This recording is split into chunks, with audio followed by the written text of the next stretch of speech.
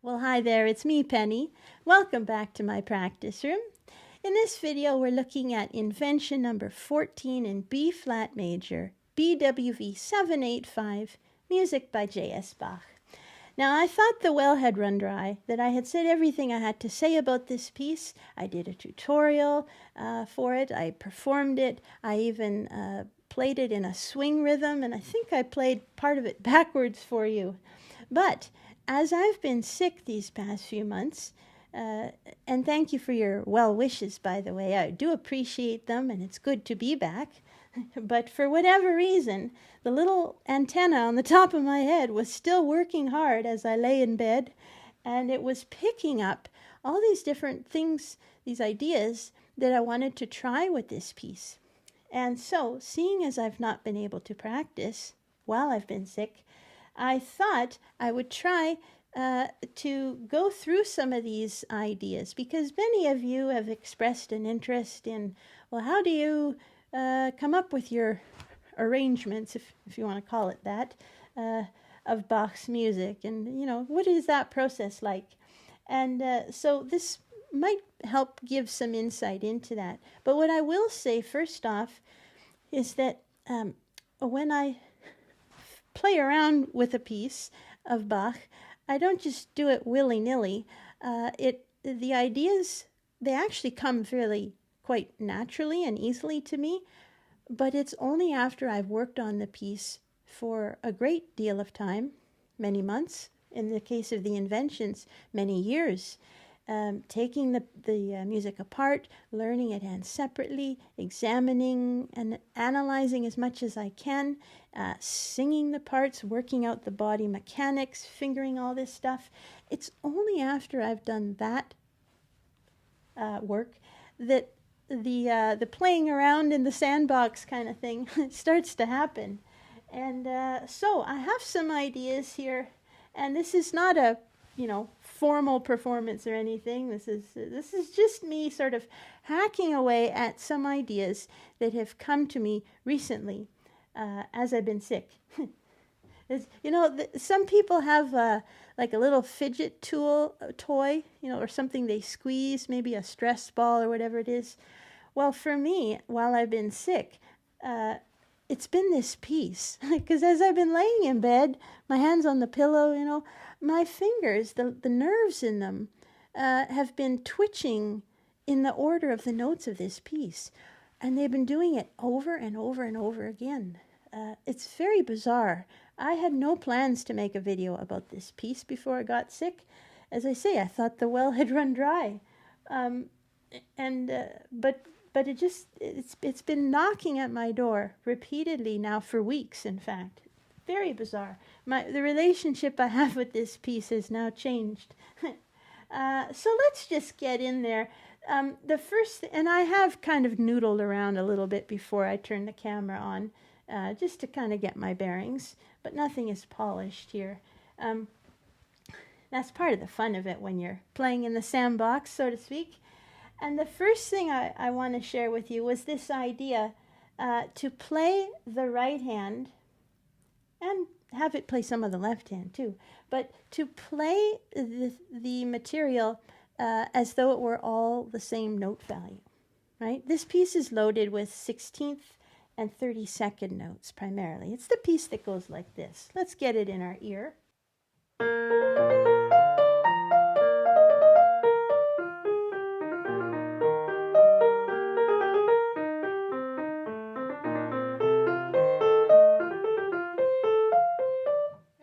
So these short notes, yada-da-da-dum-bum, da-da-da-da-dum-bum-bum, lots of short notes.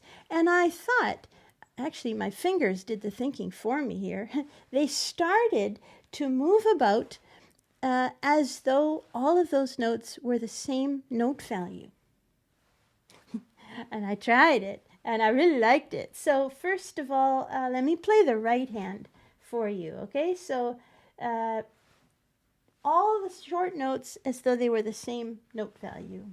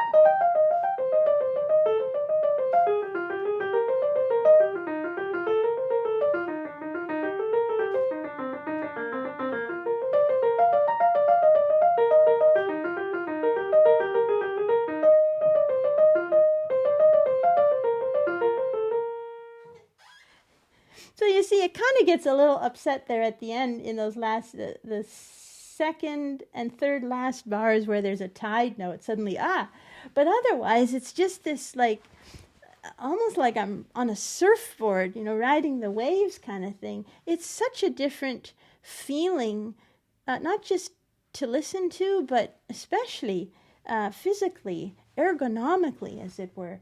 And this had not occurred to me when I spent all those years learning the piece in its original form. When you're playing it as written, it's very tight, compact little structures, very precise, and small little like pockets of notes is how it feels to me. I mean, ultimately, we try to shape our phrases too so that it's not beat-oriented, notey, boring playing. But fundamentally, they're nice, like little, like a egg carton. Each one is its own little slot in the carton for an egg. And the hand and arm do need to move and rotate side to side a little bit, of course, but all in all, nowhere near as much as when I play it in that altered way you just heard.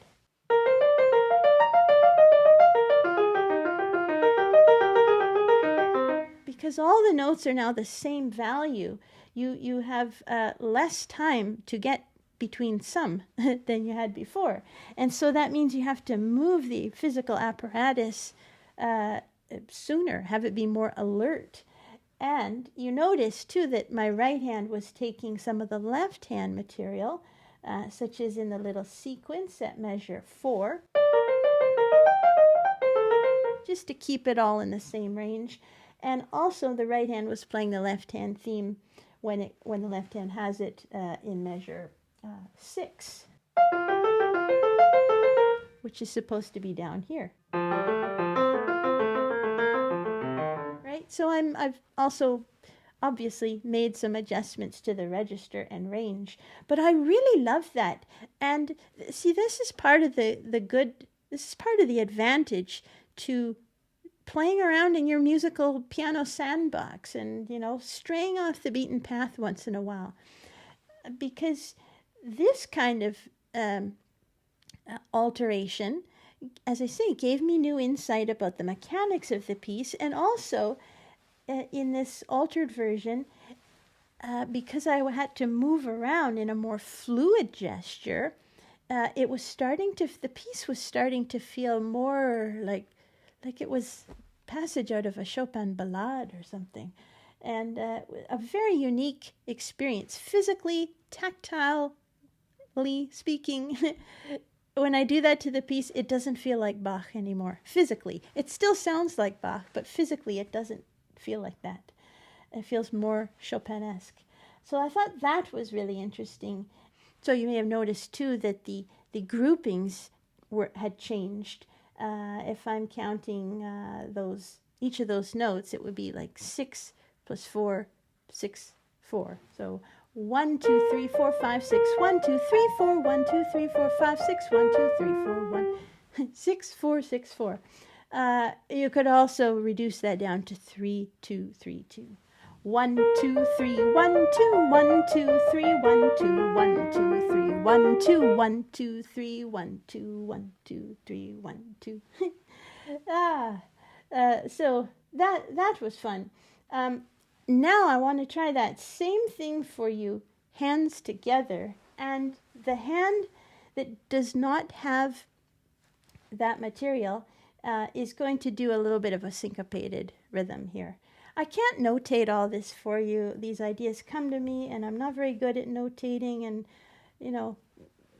I kind of have to decide how far I'm going to go with detail. And so I have to draw the line sometimes at notating all these various things, but hopefully you can get enough of a gist of it that you can try it out at your piano. So let me do that same thing, hands together now. Although when you'll see, when I get to the end there, where the hands are imitating each other in the middle of 16, right? right? Left hand has it, then right hand has it.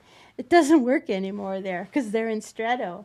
So that was kind of fun. When I get there, I'll just play it as written. All right, so here is that same, all short notes played as if they were the same value, but with the eighth notes added in the opposite hand, with a syncopated groove kind of thing.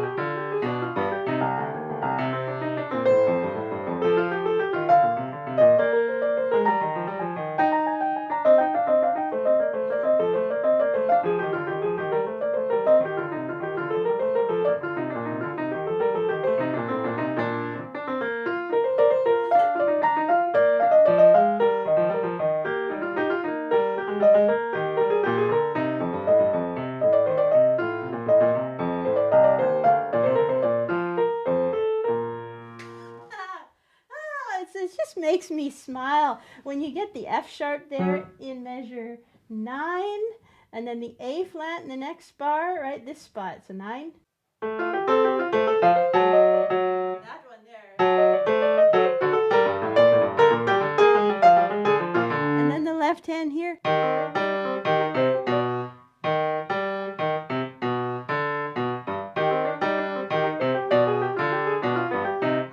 So much fun. And I just remembered another analogy that came to me as I was thinking about this idea. Again, in bed. Spent a lot of time in bed lately. And that was, I already mentioned it felt more like Chopin, more fluid than when I played in the original.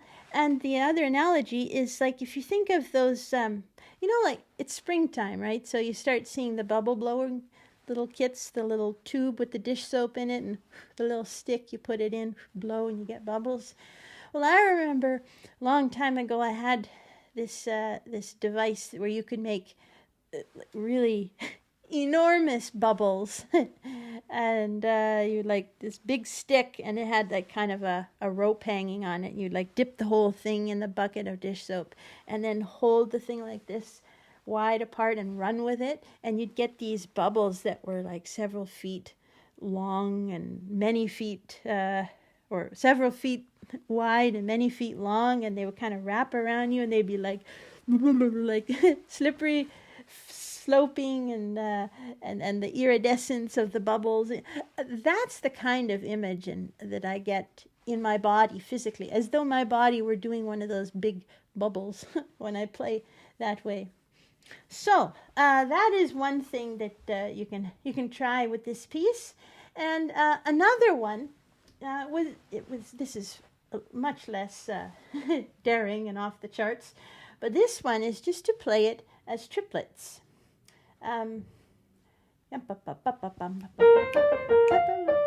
Triplet, triplet, triplet, triplet, triplet, triplet, triplet, triplet, which would sound like this.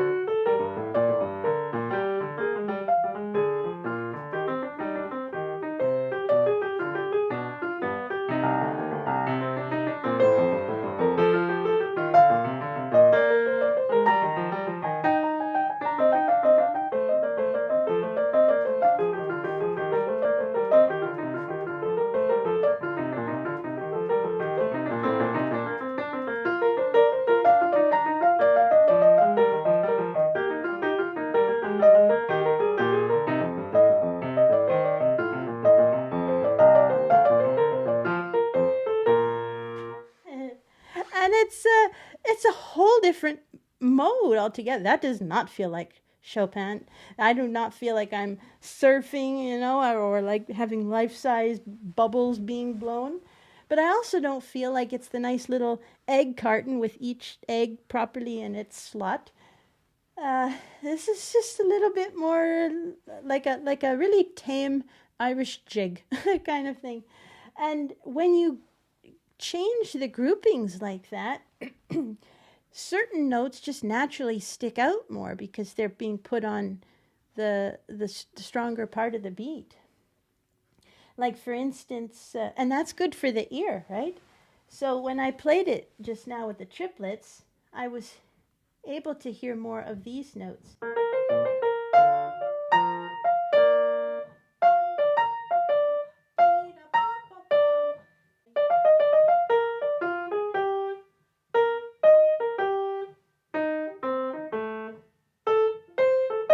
Right? So the parts in the bar where the right hand has 4 16th notes, I'm hearing the first and the third of those 16th notes and the one that comes after them as well.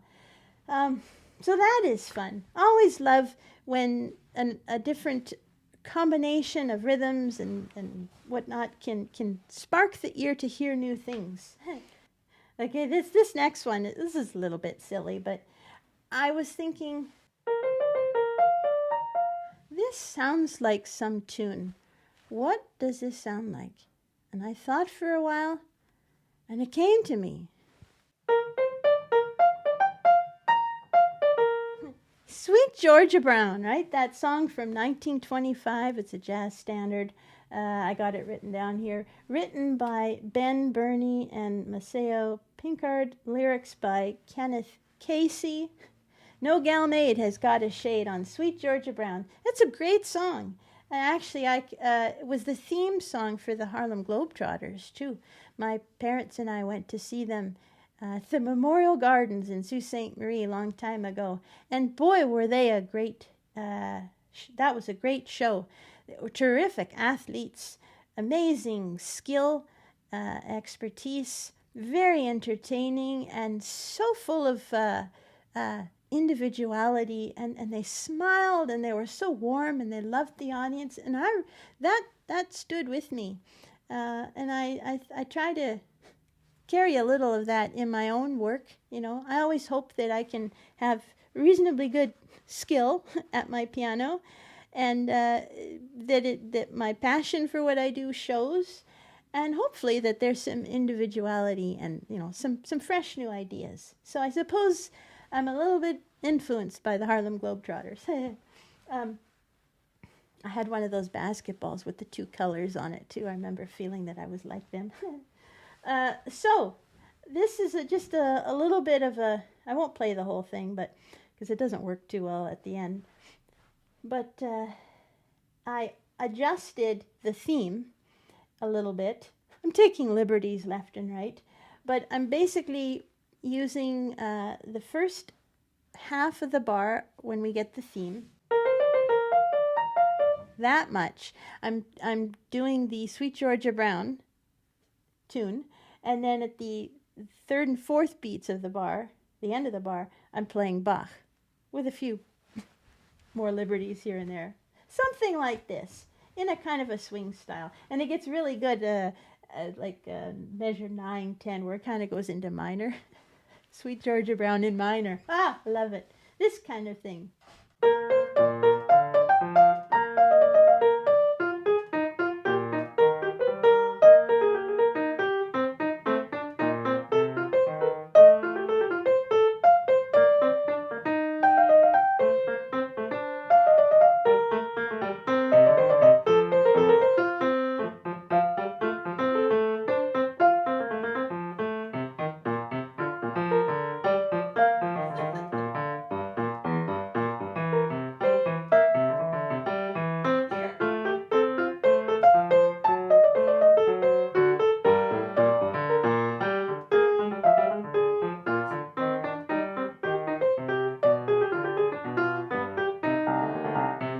Then it carries on. It doesn't work too well for the rest of it, and especially when the hands are in stretto. I just couldn't do Sweet Georgia Brown in stretto.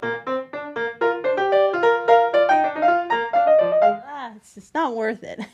Sometimes you just like, okay, you don't want to muck around too much in the sandbox. You steer too far and you miss the point. But a little bit of this playing around, I just love doing this. And then finally, you saw in my last short that I put out, I played a passage from the F minor fugue, book 1, that's number 12, in major and minor. And I was talking about how it worked. And I thought I would give this one a try. And again, many liberties are being taken. But let's try wrapping up this video with this Invention 14, which is in B flat major. But let's try it in B flat minor. Again, with plenty of liberty. No.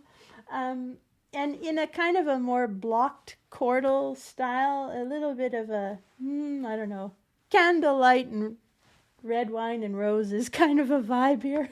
A little bottle of Chianti maybe. So something like this. Okay, let's try it.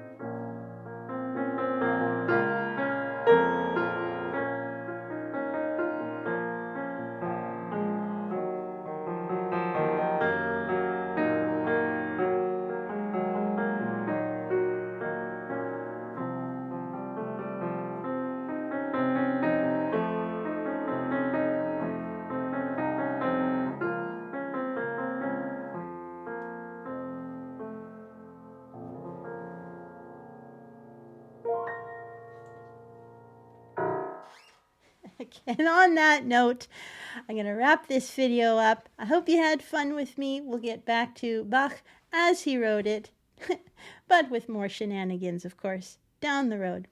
Thanks for watching. I wish you well. Happy practicing.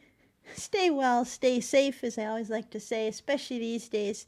And we'll see you again soon for more explorations of Bach's music. Take care. Bye-bye.